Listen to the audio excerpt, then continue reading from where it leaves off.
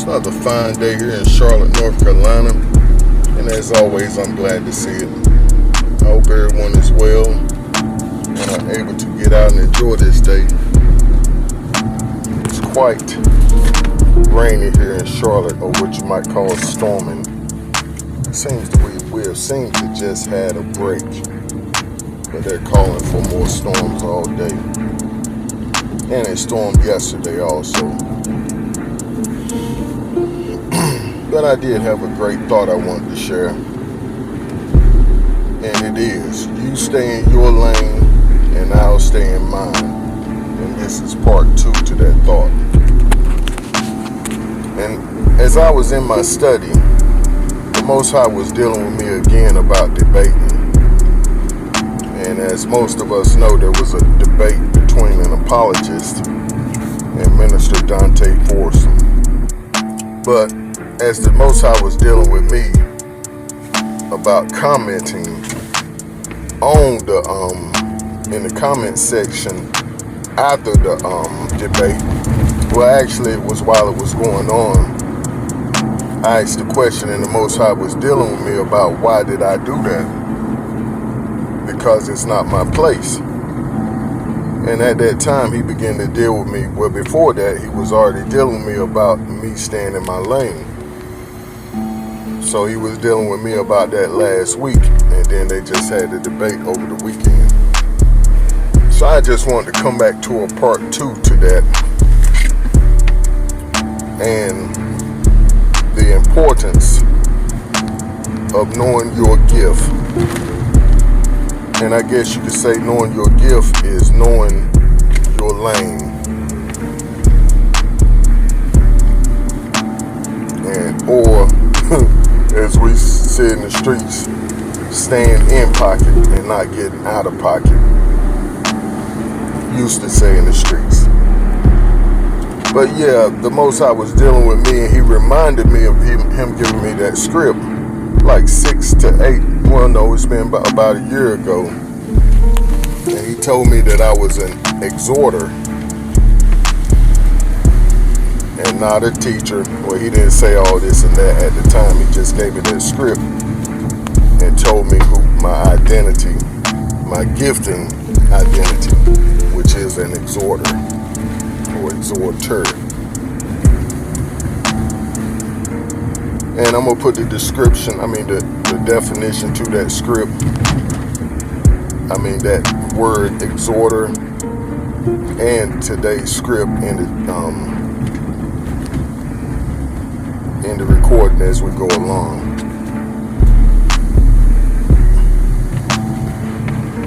But I'm having to be very careful. Looks like trees are down in my neighborhood, and I'll come back. Yeah, today's thought is stay in your lane and I'll stay in mine. Part 2. And I just made it out here to the park. Looks like we're gonna have a pretty good day for the rest of the evening. It was rough earlier. It shows out here. Oh, this should be clear, because they had just gotten the leaves up. See a few branches down here. There's branches down all along the little road going into the park. And trees all around Charlotte are down. Stay in your lane and I'll stay in mine. And the direction I'm going in today, or where I'm coming from, is from the script that I put in put in the recording, where Paul is saying, I beseech you, brethren, by the mercies of the Most High, or Yahuwah, to present your bodies as a living sacrifice. And further down in that text, Paul goes on to talk about the different gifts that the Most High gives to each of us to further along the Besorah, the gospel. that's my lane, and I'm gonna stick with it. Like the old saying goes, that's my story, and I'm gonna stick with it. That's my lane and exhorter, and I'm sticking with it. I'm nobody's teacher, preacher. However, not saying that the Most High won't use me to teach and preach. I'm definitely not a debater and have no plans on debating anybody. And that's when the Most High brought this idea back up to me about not trying to debate folks. Because yes, I know the word. I ain't even gonna try to explain it. That's not my lane. He didn't make me. He didn't build me up that way. He built me up as an exhorter, because all my life I've tried to make people feel better or get them in a space better than the space they're in. Matter of fact, that was my job for for 15 years, almost 16, 17 years. I was a relocation specialist. So I have a history of moving people into better spaces or better places, not only spiritually or mentally, but physically. So yeah, that's my advice. That's gonna be my word of encouragement today. Find your lane and rock with it. Or should I say, roll with it. And don't let nobody take you out of your lane. Find it and stick to it. Basically saying, find your gift and work it.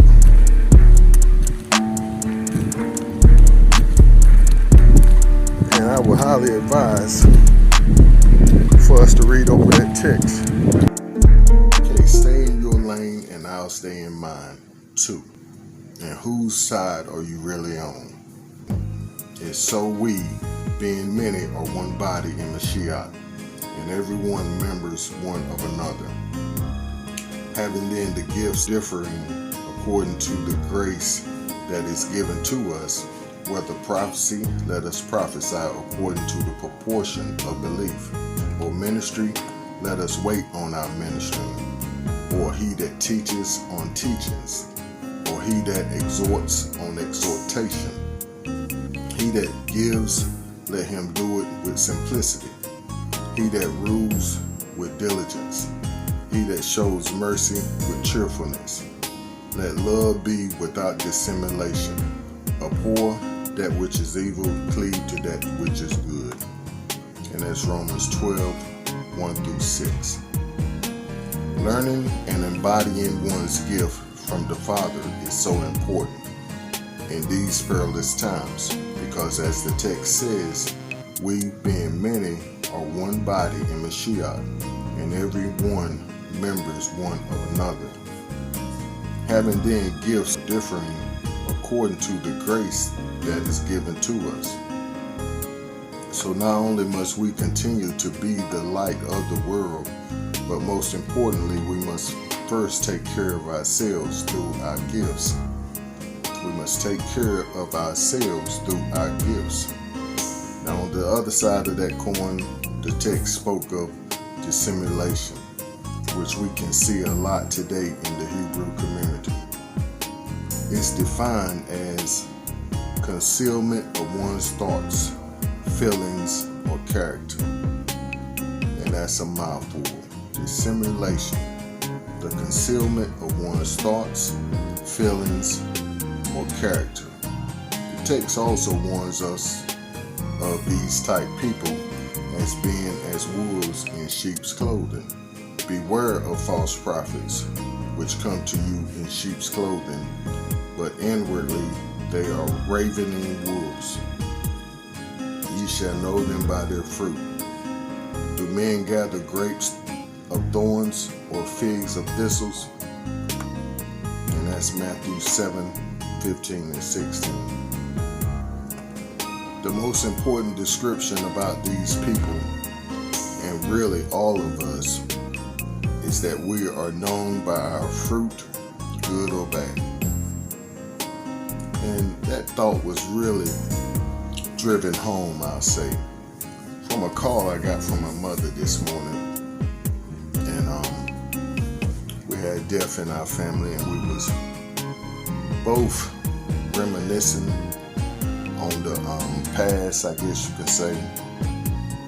And I went into my notes because I was taking my notes off my phone and put them on my laptop, which in doing so, I stumbled upon one of my older writings, which is not really, it's not too old, but really I didn't stumble upon it, I guess you would say. The Most High led me to it, because it clearly is backing up what I'm experiencing today. And I'll read this also. It says, "Be still and know that I am God." I had a dream last night, and in it I was thinking back to all the pain and misery that I've caused countless folk in my life, some good, most evil, but just the same, I felt so guilty and dirty. In the dream, the scripture purged me with hyssop, and I shall be clean. Wash me, and I shall be whiter than snow. Psalms 51:7 came to me. David wrote this after he had become king and should have been out fighting with his army one day. However, instead he was back at the palace, lusting after and later on stealing one of his faithful soldiers' wife. David went on to have this man killed by placing him in the most deadly battle, then withdrawing his help. Then David went on to marry this man's wife, but he was soon found out by God's holy man. This is when he cried out to Yahuwah for forgiveness.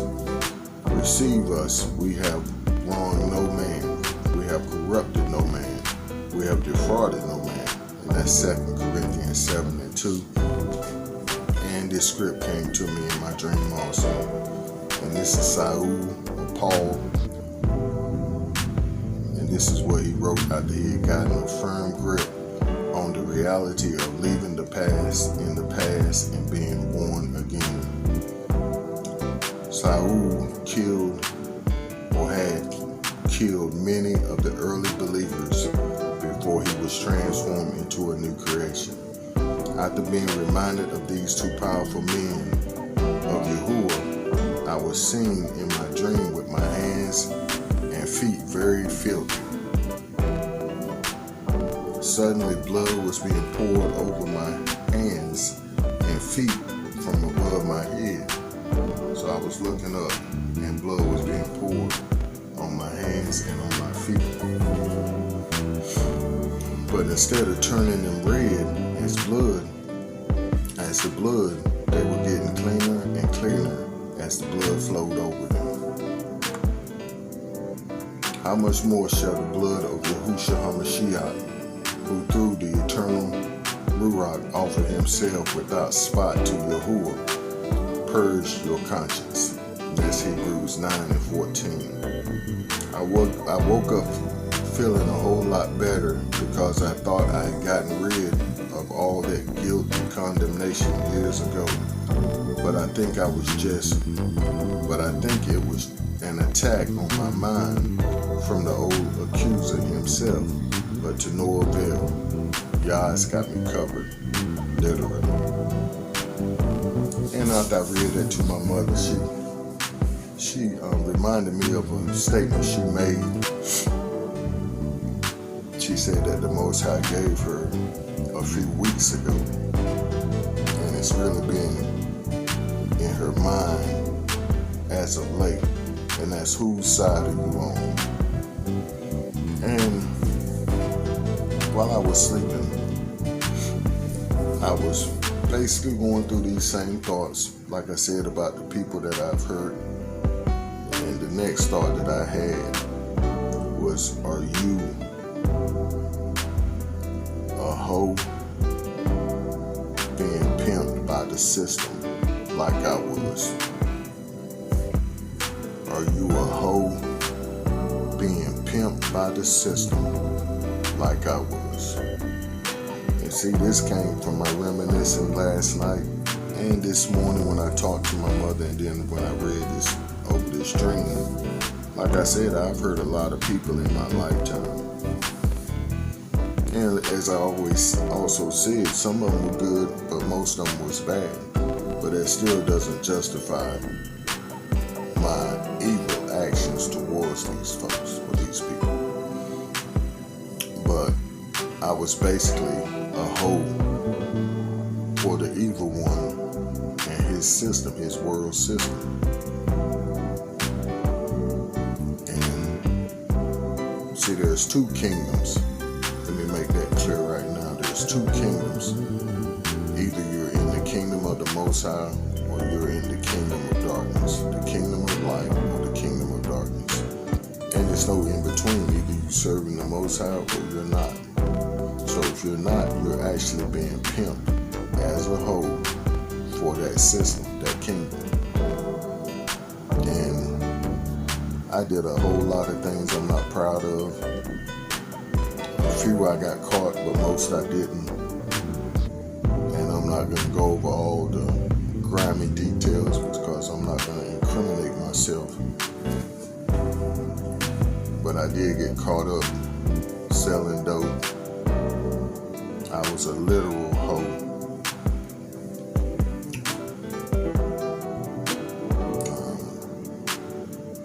I used to drink, smoke, do drugs, marijuana, cocaine. I snorted cocaine.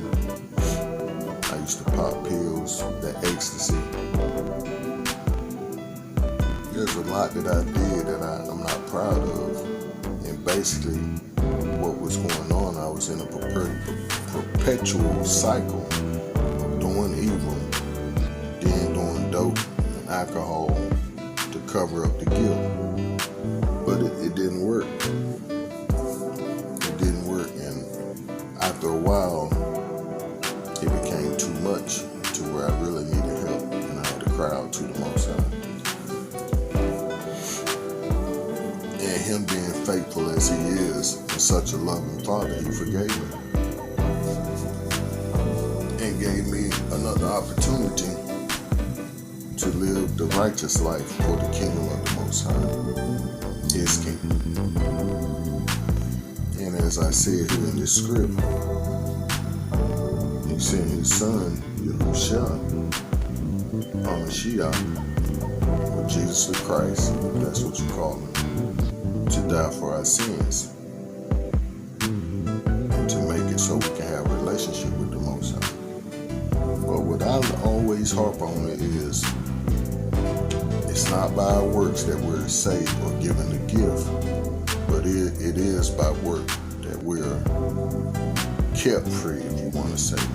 We can't continue to walk in the same environment, in the same sin, doing the same actions for that kingdom if we now reside in this kingdom.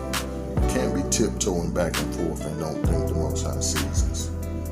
And this is an effort that you have to put into it. It's a daily effort. You have to work towards this. Towards on being pure in heart and in mind. And then your actions will follow. But that's going to be my time. I thought I'd sit down today and do this. And I think I'm going to do this a whole lot more. Sit down and really get my thoughts across.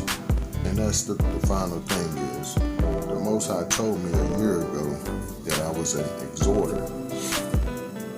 And I just read over this and I saw this. And I want to re-emphasize this point. And I know I said it while I was doing my walk on yesterday, but now that I'm finalizing this recording,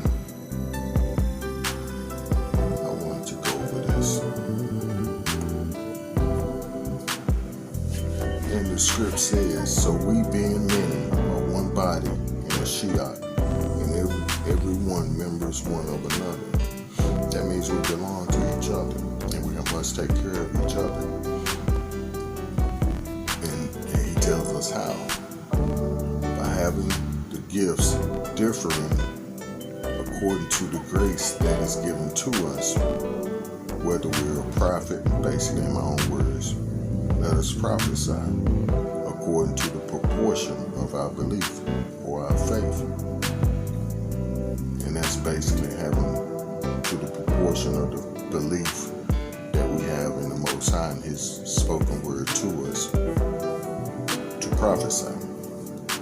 Or minister, let us wait on our ministering. Or he that teaches on teaching. And this is the point I want to make. Or he that exhorts on exhortation.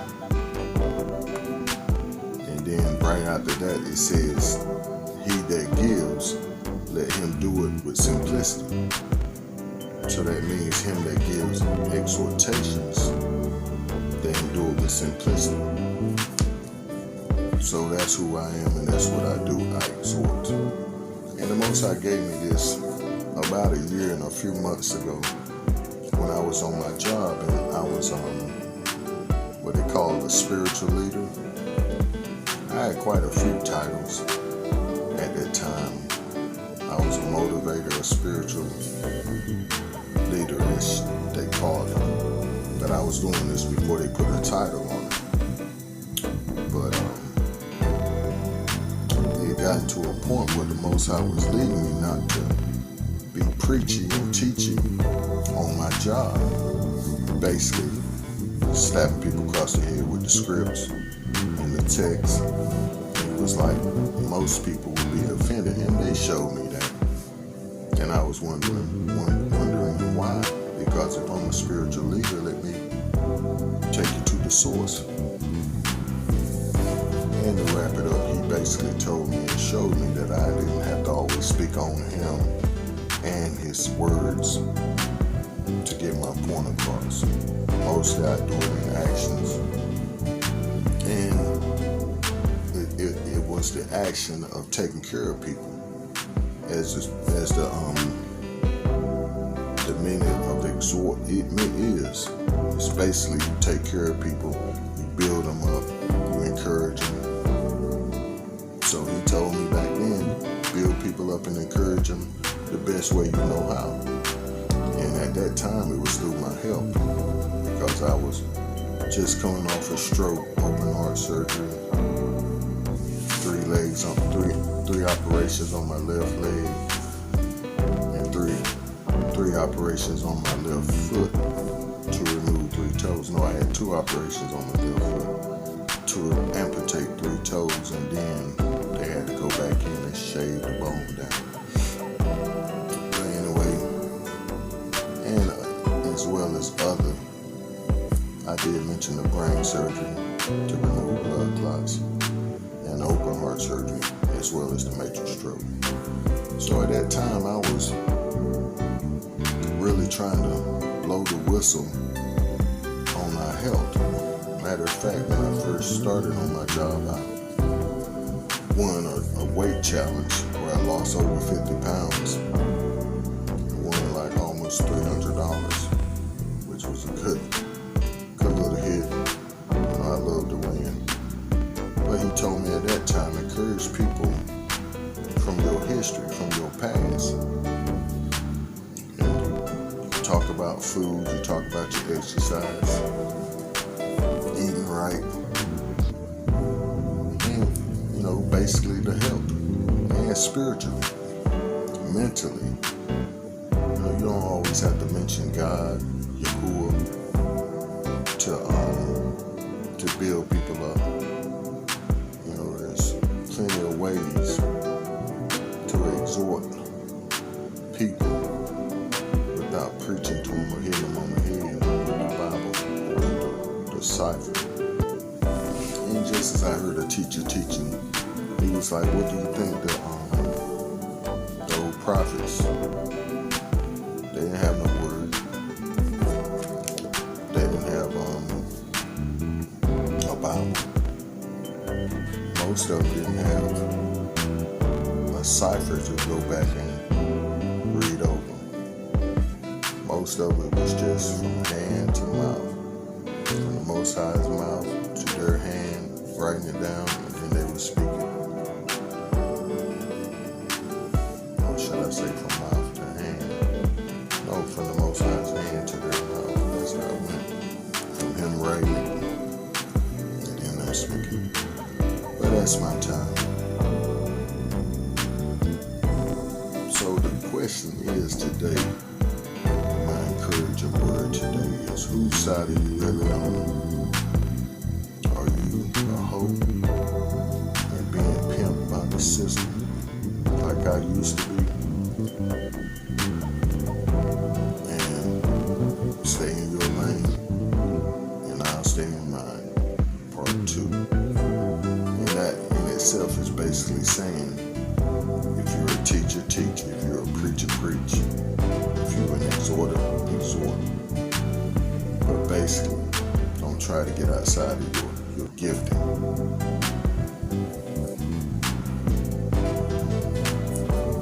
And of course, the Most High does what He wants to. If He uses a person that's a preacher to teach, He can do that if He wants to.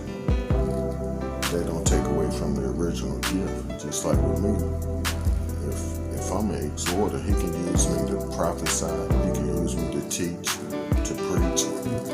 But my original gift is to exhort. That's my time. Stay up and keep pushing forward in the right direction. Shalom.